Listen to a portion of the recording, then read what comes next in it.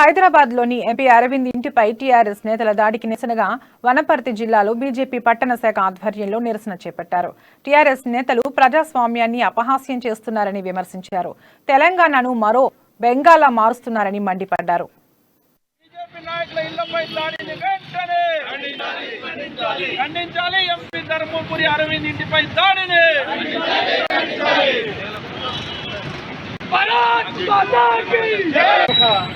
ఆచార భావంతో పనిచేస్తున్నట్టు కావాలని బీజేపీ కార్యకర్తలు భయపడుతున్నది వాళ్ళకి మునుగోడు కాబట్టి వీళ్ళని ఏ విధంగా దెబ్బతీయాలని ఆలోచిస్తారు. కానీ అది బీజేపీ కార్యకర్తగా ఉన్నవారు ఎవరు ఎదుర్కోలేరు, దాన్ని గుర్తుంచుకోవాలి.